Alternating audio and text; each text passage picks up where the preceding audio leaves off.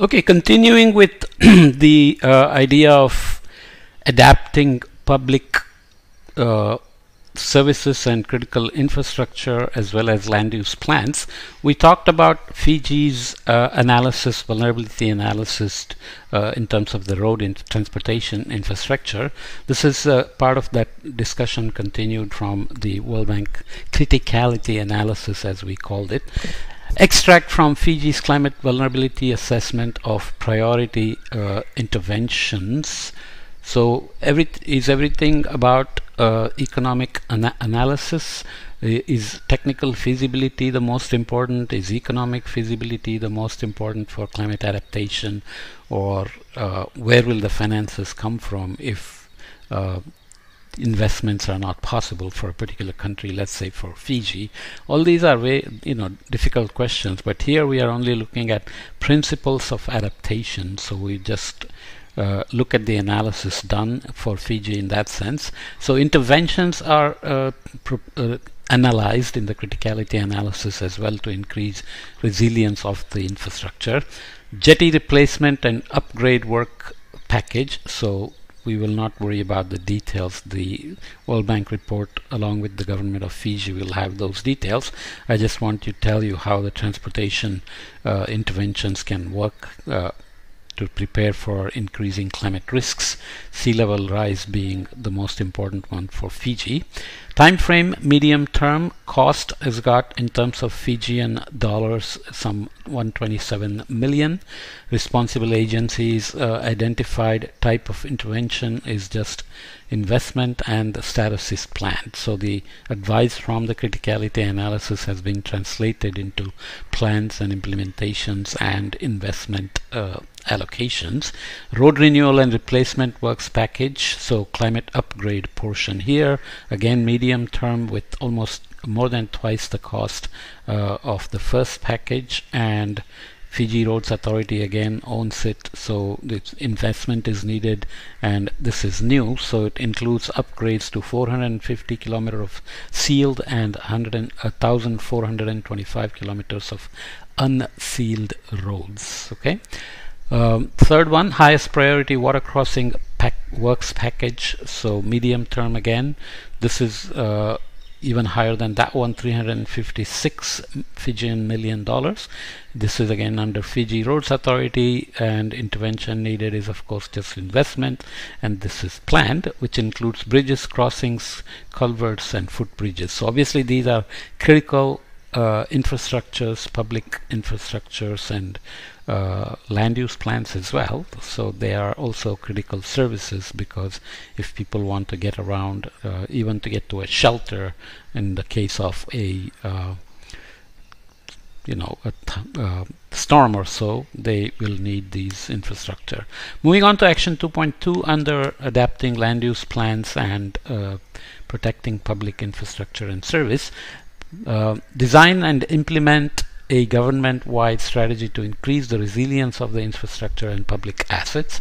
Various lead ministries are imagined. More resilient infrastructure is good economics, but a governance and financing challenge. The lack of resilient and high-quality infrastructure can impose substantial costs on firms and households. Infrastructure disruptions have indirect costs for households as their impact on company productivity reduces jobs and wages.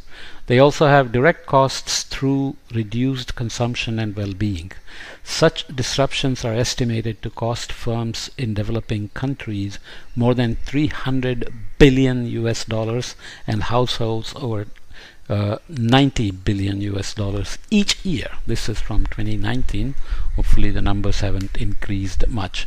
In terms of taking action in this action plan, simple targets, sample targets and indicators include: strategy to manage critical assets and infrastructure is approved and published. So those are the targets and indicators. Agency in charge of coordinating resilience of critical assets and infrastructure is created and operational. Asset management systems with evidence-based maintenance plans are in place. Construction standards for infrastructure and building are updated, accounting for local hazards and criticality. And enforcement mechanisms are in place.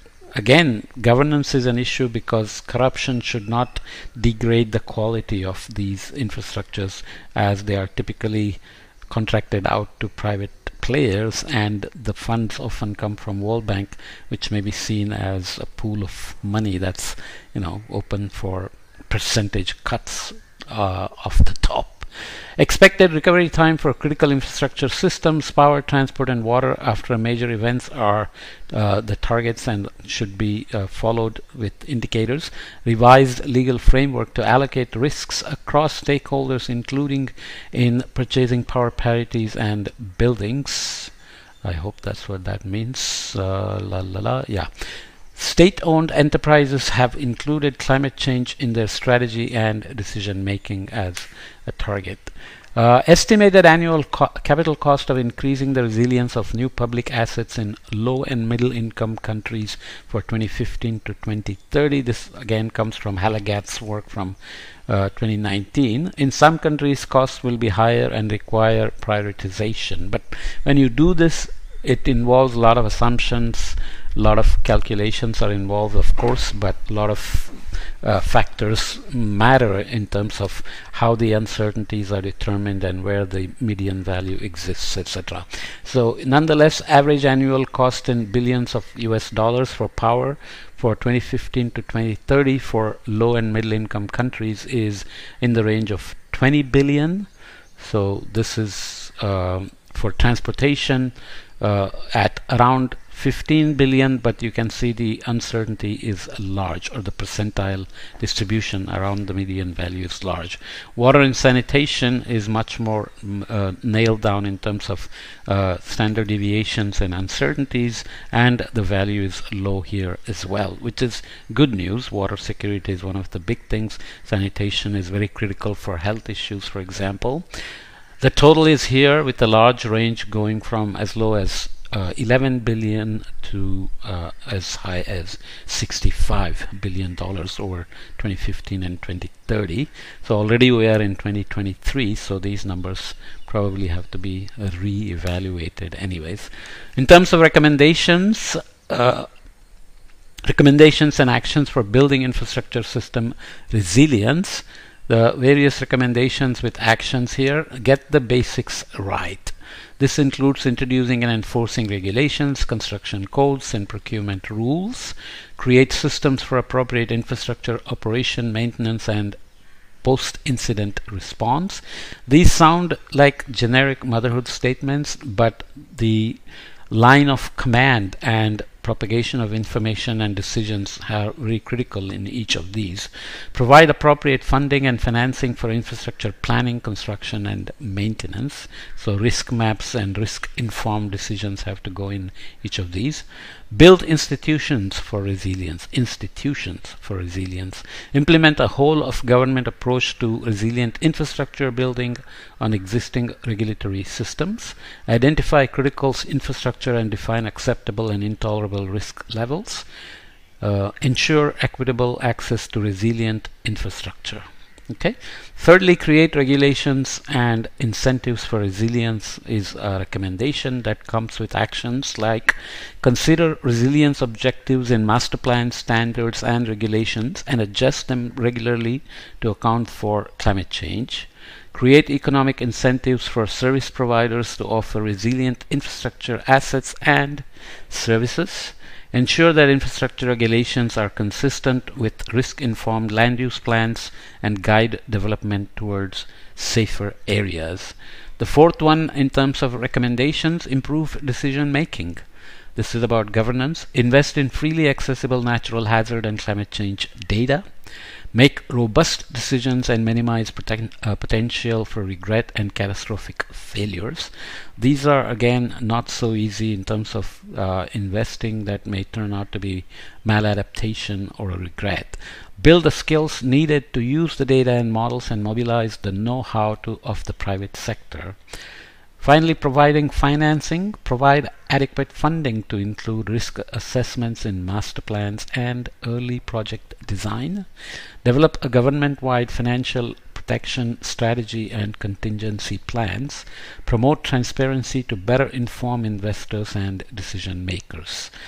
Priority for action here, the main challenge to making infrastructure more resilient is not primarily a financing one, rather it's an issue of governance and the ability to make and enforce good decisions, designs, operations and maintenance. I hope you appreciate the complications because you are relying on information coming from models for decades, let's say, because the time horizons of many of these public infrastructure structures and services are on the scale of decade or longer. So you are planning for risk that has some uncertainty in it, so you want to build safety factors but also avoid maladaptation or putting the wrong thing in the wrong place as adaptation. But this is to some extent handicapped by the uncertainties in the projections themselves that are used to create risk profiles for the future. So the only thing I would remind you again there is that the projections are handicapped by deficiencies in the models for the early decades, decade 1 or 2. But if you go beyond 2050, outer decades, longer decades, then the scenario uncertainties become more important in terms of the range of warming, sea level rise, extreme rainfall events, droughts, floods, etc. So how do you account for it? So scenarios are created, and COVID and the Russian invasion of Ukraine show how the responses by global human system cannot be easily guessed for the future, especially when we make assumptions about renewables, bioenergy, carbon capture and so on. Okay, but these are the uncertainties that we have to live with. So I'll leave this here, slightly shorter podcast, but we'll look at come back and look at the toolbox D, which is on regulations, codes and standards. So let's come back in a minute and look at that. Okay. By the way, I said something wrong. PPP is an economic term which is usually purchasing power parity, and I was out of my mind, and that's what I said, I think, but it should be public-private partnership. So in this book, in this context of principles of adaptation, PPP is public-private partnership. Okay, sorry about that. Make sure you catch up on that. Thank you.